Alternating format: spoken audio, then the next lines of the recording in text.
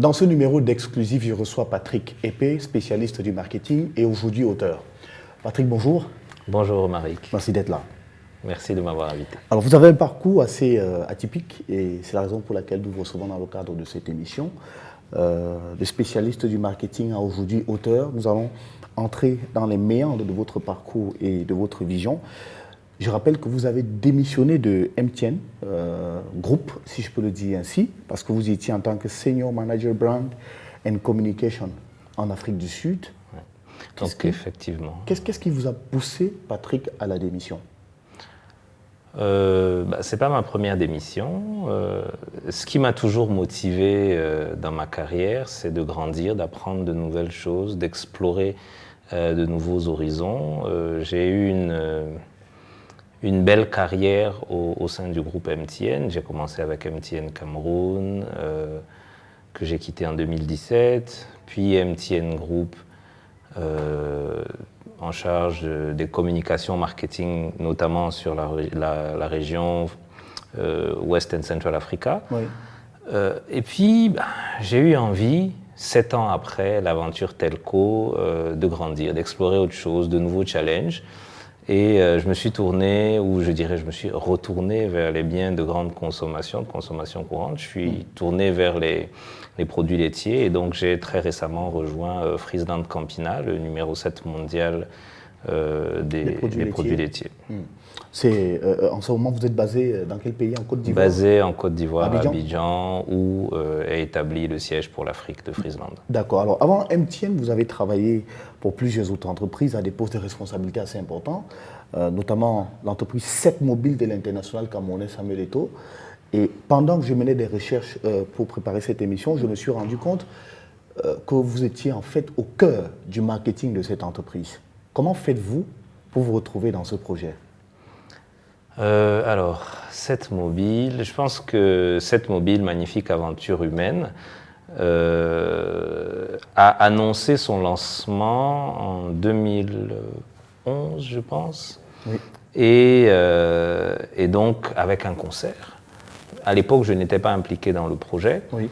Et suite au concert, le lancement n'a pas eu lieu, probablement pour des raisons de operational readiness. Donc, je pense qu'ils n'étaient pas forcément prêts de tous les côtés à lancer les opérations. Et donc, ils ont constitué une équipe de consultants, donc multifonctions, une équipe au sein de laquelle donc, j'ai été en charge du marketing. Oui. Il y avait d'autres collègues ou d'autres amis, Georges Doho-Collins sur tout ce qui est stratégie de l'entreprise et développement commercial, oui. Alain Lombat sur la partie distribution et quelques autres qui nous ont rejoints dans l'aventure pour lancer la machine. Donc notre mandat, c'était de comprendre non seulement ce qui n'a pas marché, ou en tout cas ce qu'il faut encore faire pour lancer les opérations. Et donc je pense que on a tous démarré autour de février 2012 et je pense que les opérations ont été lancées en juillet, probablement. Et donc, c'était notre mandat initial. Et après avoir lancé les opérations, j'ai quitté le navire en septembre de la même année. Pourquoi avoir quitté le navire? Comment trouviez-vous le concept globalement? Alors, le concept n'est pas nouveau, c'est un concept d'opérateur virtuel qu'on retrouve dans beaucoup de pays d'Europe, oui.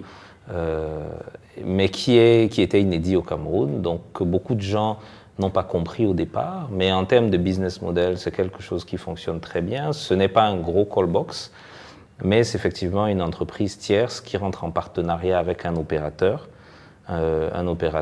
pour développer soit un segment de marché, soit une région, selon la stratégie de l'opérateur en question. Oui, et en l'occurrence, l'opérateur partenaire de 7 Mobile, c'était Orange Cameroun. Et donc, ça promettait d'être une très belle aventure, d'autant plus que... D'après vous, qu'est-ce qui a foiré dans cette aventure? Je disais que ça promettait d'être une belle aventure, d'autant plus qu'on avait Samuel Eto'o qui bénéficie de l'amour inconditionnel des Camerounais. Absolument. Une des choses qui n'a pas forcément marché en la faveur du développement de l'entreprise, c'est la politique commerciale. Je pense que les prévisions étaient basées sur des hypothèses que les prix ne changeraient pas. Une fois que les prix ont changé, l'entreprise a mis du temps à s'adapter au changement de prix du marché. Les télécoms, c'est extrêmement flexible et ça demande beaucoup d'agilité. Et je pense qu'au démarrage, les actionnaires, principalement, ont été très frileux et se sont dit non, les prix baissent, on ne baisse pas tout de suite. Et je pense que cette mobile a réagi trop tard. Cette mobile a réagi trop tard. Est-ce que pour vous, c'est une expérience professionnelle qui a été foireuse, personnellement? Non. Je trouve que... Parce que vous avez fait moins d'1 an. Oui, mais je trouve que en tant qu'entreprise, c'est un succès manqué, il faut le dire. Il y avait tout pour réussir. Et puis sur le plan personnel, j'ai beaucoup appris parce qu'on était vraiment en mode start-up. Au début, on n'avait même pas de locaux, on n'avait pas de bureau. Donc on a travaillé avec le cœur, jour et nuit. Donc c'est une magnifique aventure humaine. Il y a beaucoup de gens qui ont été impliqués. On a appris à partir de la feuille blanche à faire les telcos. Et donc, ça n'a pas été une expérience professionnelle foireuse, même si à chaque fois on me dit oui, mais finalement, la boîte a fermé. Je trouve que ça reste une expérience très enrichissante, même sur le plan professionnel, parce que 6 mois après, je rejoins MTN, avec une connaissance, je dirais, très granulaire de comment on fait les telcos, parce que cette mobile, c'était... On n'a pas eu de modèle qui venait d'un groupe, etc. On a commencé à partir d'une feuille blanche et puis on a monté chacun des tableaux de bord. D'accord. En dehors de cela, vous avez précédemment, avant d'arriver à cette mobile, vous avez travaillé avec Coca-Cola et beaucoup d'autres entreprises, des grands noms dans lesquels vous êtes passé en tant que spécialiste du marketing. Et aujourd'hui, vous venez de publier aux éditions du Monde votre premier livre intitulé « Hyperception ». Un titre assez intriguant quand même, avec suffisamment hermétique de prime abord, mais probablement d'une portée énorme. Que voulez-vous exprimer par ce titre? Il est assez atypique, c'est un titre qu'on ne retrouverait pas facilement sur un ouvrage. Alors, je pense que dans la langue française et dans les langues en général que j'ai apprises, il y a une formule que j'irais emprunter à la langue allemande, c'est la capacité de créer des mots ou des concepts et de faire des néologismes, comme c'est le cas pour hyperception. Alors, le principe de base, c'est la perception. La perception, comme on aperçoit, c'est une perception un peu en deçà de la réalité. C'est qu'on aperçoit quelque chose, on ne perçoit pas entièrement la chose. Et donc, ce que j'ai voulu dire dans mon livre, c'est que je me mettais un petit peu au-dessus de la réalité. Et donc l'hyperception serait donc la réalité un peu sublimée, la réalité augmentée. Et c'est ce qu'on retrouve dans l'ouvrage parce que c'est une collection d'aventures réelles pour certaines, réelles et sublimées, et imaginaires, purement imaginaires pour d'autres. Alors, Hyperception qui est un combiné de vos histoires personnelles sur la vie de l'expert marketing que vous êtes. Alors, pourquoi cette envie de partager ces histoires maintenant? Pourquoi maintenant? Pourquoi maintenant? Très bonne question, d'autant que dans le livre, il y a des textes qui ont 20 ans. Donc ça fait un moment que j'écris et que je note un peu les expériences que je vis ou que j'imagine. Oui. Pourquoi maintenant? Je dirais pourquoi en 2020, parce que c'est fin 2020 que je prends la décision de partager. C'est que à cette période-ci l'année dernière, donc exactement le 5 avril, ma mère décède de Covid. Et on discutait une semaine avant de projets qu'on avait et donc, une fois qu'elle est partie, je prends conscience que le bon moment n'existe pas. Le bon moment qu'on attend, celui qu'on attend pour se lancer, celui qu'on attend pour faire ce qu'on aime, n'existe pas. En fait, le bon moment, c'est au moment où on y pense, c'est maintenant. Et je me dis, ok, j'ai des textes, j'ai beaucoup de textes que j'ai écrits depuis de nombreuses années, je peux faire un tri et puis partager parce que le bon moment de devenir écrivain n'arrivera peut-être pas. Le décès de maman vous a plutôt inspiré? Je dirais oui. Il m'a ouvert les yeux sur la fragilité de la vie et sur l'importance du maintenant, plutôt que du demain. D'accord. Je propose qu'on marque une pause pour revenir dans la deuxième partie de cet entretien où nous allons naturellement aborder avec vous votre perception de la vie du livre au Cameroun et en Afrique en général, mais nous allons entrer un peu plus dans les spécificités de votre livre que vous venez de publier aux éditions du Muntu, juste après cette transition.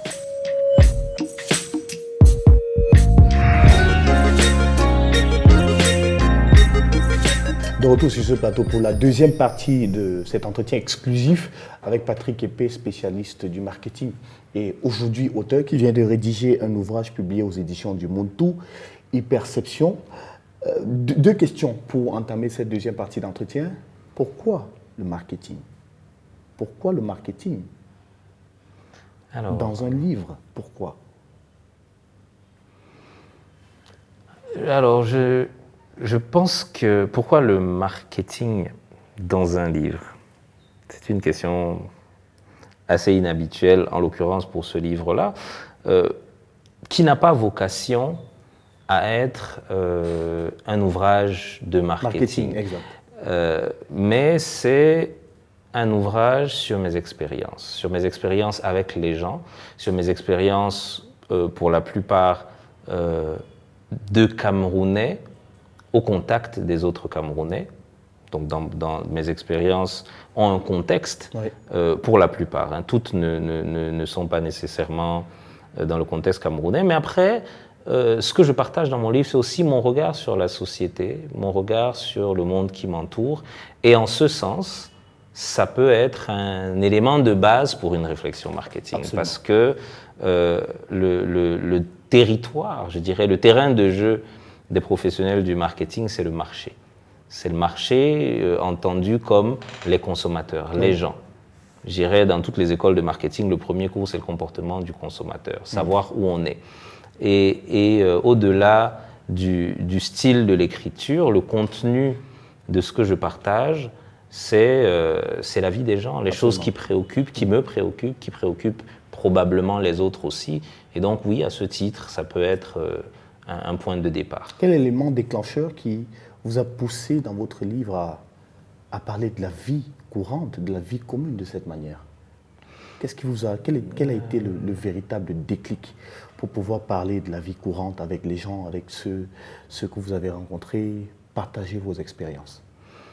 Alors, quand je pense sociologie de comptoir, tout oui. de suite je pense à des artistes comme Ebo Alotine qui oui. ont bercé mon enfance. Ebo Alotine qui a chanté avec un regard très critique sur la société de son temps et un regard qui reste pertinent aujourd'hui. Donc j'ai grandi là-dedans, peut-être que ça a affûté mon regard. Alors pourquoi écrire, pourquoi partager?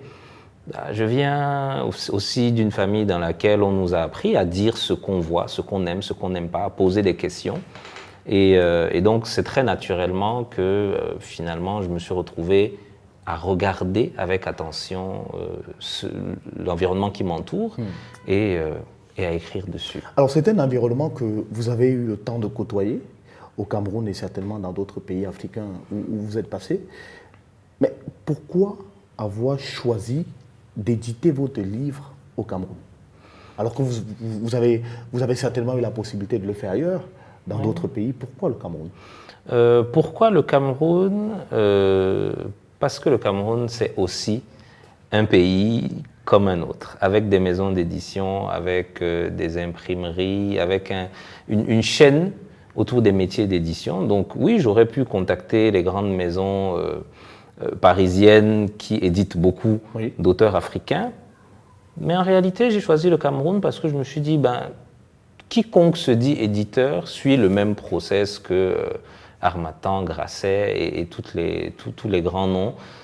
Et donc, j'ai choisi les éditions Muntu qui m'ont été recommandées parce que c'est une jeune maison d'édition et que j'avais besoin d'accompagnement. Je n'avais pas besoin d'un professionnel qui me prendrait de haut, j'avais besoin de quelqu'un qui m'explique le métier parce que je ne suis pas écrivain. Enfin, je le suis devenu par un concours de circonstances, mais je ne sais rien à part écrire. Et donc, publier un livre, c'est un métier. Et je me suis dit, je vais prendre une maison d'édition ici qui connaît le métier. Oui. Et donc, ma rencontre avec les éditions Muntu et Félix Mbetbo, je dirais une symbiose parfaite. Parfaite, oui.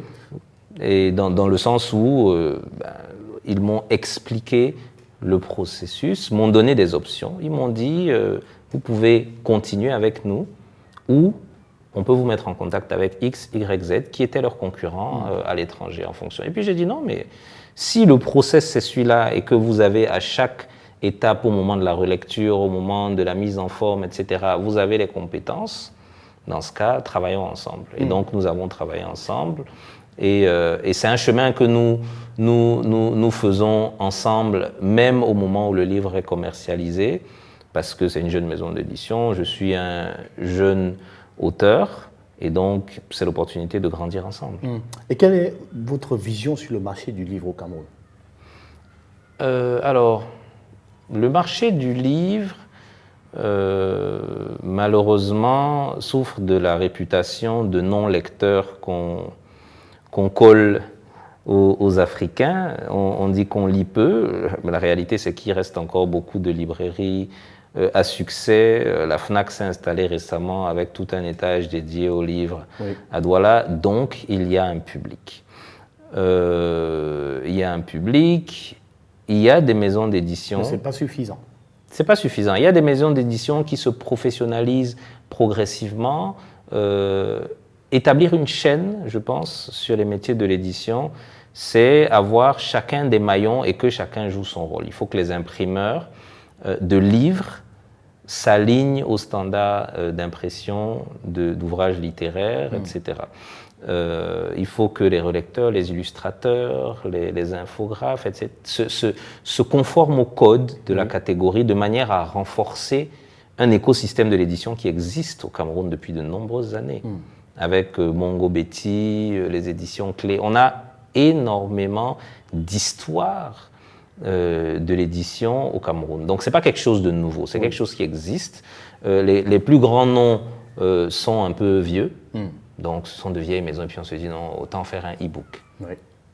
Alors, j'ai été à la dédicace de votre livre à la FNAC, à Douala. J'ai surtout été marqué par l'amour que les gens avaient vis-à-vis de vous, à chaque fois qu'ils vous approchaient pour s'arracher ce nectar qu'est votre livre, avec une certaine joie, une certaine fierté.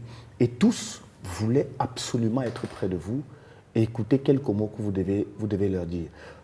Est-ce que vous pensez qu'aujourd'hui, votre notoriété et surtout votre parcours jouent en votre faveur dans la vente si facile de ce livre qui, je le suppose pour vous, pourrait être un best-seller? C'est votre souhait d'ailleurs, je le pense. C'est mon souhait assurément. Alors, vente facile, je ne sais pas, j'attends encore de voir les chiffres, mais pour l'instant, ça démarre bien. Oui. Est-ce que ma notoriété ou ma pseudo-popularité dans le métier ou sur les réseaux sociaux peut en être la cause? Je pense que oui. On ne sait pas ce qu'il y a dans le livre. À l'arrière du livre, on a un extrait d'une expérience très personnelle avec mon père. Et donc, beaucoup achètent le livre en se disant oh, peut-être que c'est sa biographie ou peut-être que c'est un livre sur son père. Donc, on achète le livre pas pour ce qu'on pense qu'il y a dedans. On achète le livre d'abord parce que c'est moi. Et puis, bon, on m'a vu écrire sur mon blog. Et donc, il y a un peu d'acidité drôle, de sarcasme dans ma plume. Peut-être que les gens s'attendent à retrouver dans un livre.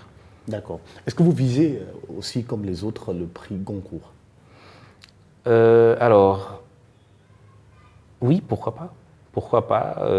C'est ce que j'appelle les concours, c'est effectivement un sujet sur la table avec mon éditeur en disant « Ok, il faut essayer les concours ». L'avantage quand on essaie les concours, c'est qu'on ne dit à personne.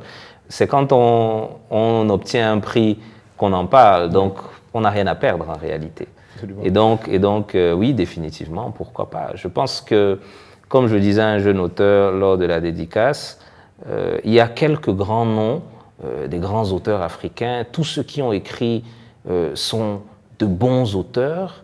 Dans les rayons de la FNAC et d'autres librairies, il y a beaucoup d'auteurs franchement extrêmement nazes et nuls, d'auteurs français, russes, etc., qui ne valent même pas la peine qu'on achète leurs livres. Néanmoins, ils sont en rayon. Et donc, moi, j'invite les Camerounais qui ont quoi que ce soit à partager à écrire et à devenir auteur. Il vaut mieux être un mauvais auteur que pas auteur du tout, alors qu'on a des choses à raconter. Est-ce que c'est une expérience qui pourrait être plus belle que celle du spécialiste de marketing que vous êtes? Plus belle, je ne sais pas. Plus amusante, oui. Je le vis comme un moment de partage, je le fais très naturellement. Écrire, on ne me donne pas de devoir d'écriture le soir, donc vraiment, je donne sans compter.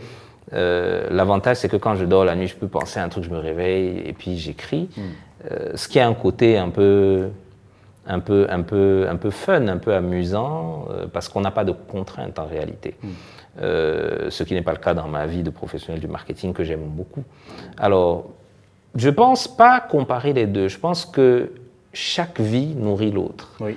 Mon regard professionnel sur les gens, quelque part, biaise un peu le regard naïf du sociologue de comptoir et donc oriente aussi ma plume quelque part, de même que ma vie privée, ma passion pour l'écriture, la musique, ma passion pour les gens, influence énormément mon travail et la façon dont je fais mon métier dans le marketing. D'accord. Et aujourd'hui, naturellement, en tant que citoyen, j'ai pas envie de dire d'Afrique du monde, puisque vous êtes basé en Côte d'Ivoire, est-ce que les Ivoiriens qui nous suivent auront eux aussi la possibilité d'avoir votre ouvrage, d'avoir votre livre? Est-ce que vous allez organiser une dédicace aussi pour le peuple ivoirien, puisque désormais vous y êtes installé, vous y travaillez? Est-ce que vous y pensez? Oui, j'ai discuté récemment avec quelqu'un qui me mettra dès mon retour en Côte d'Ivoire en contact avec quelques, je dirais, maisons de distribution. Oui. De manière à ce que le livre soit également disponible, je dirais, autant sinon plus qu'au Cameroun, oui.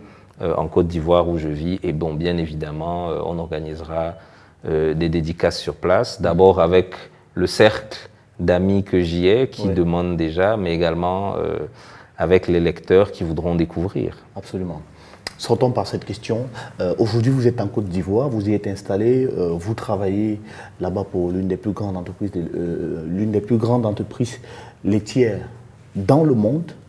Pourquoi aujourd'hui Abidjan est l'une des capitales, sinon la capitale en Afrique de l'Ouest et en Afrique centrale, la plus courue par les grandes entreprises? Qu'est-ce qui fait la particularité d'Abidjan? Alors, je ne veux pas m'avancer sur les données économiques, sur la stabilité de la Côte d'Ivoire. Néanmoins, ce que j'ai constaté, c'est que c'est un pays qui a beaucoup investi depuis les indépendances sur les infrastructures, notamment les infrastructures routières, les infrastructures immobilières. Et donc, c'est un, je dirais, terreau fertile pour reproduire des modèles de travail aux standards internationaux. Donc on a la stabilité politique qu'on pourrait éventuellement retrouver au Cameroun. Bon, je ne rentrerai pas dans les détails, même si on a des conflits au nord, des conflits au nord-ouest, au sud-ouest. La Côte d'Ivoire, pour revenir sur la Côte d'Ivoire présente une certaine stabilité, a une position géographique de hub qui permet de desservir toute l'Afrique de l'Ouest, donc jusqu'au Sénégal, mais également l'Afrique centrale. Oui.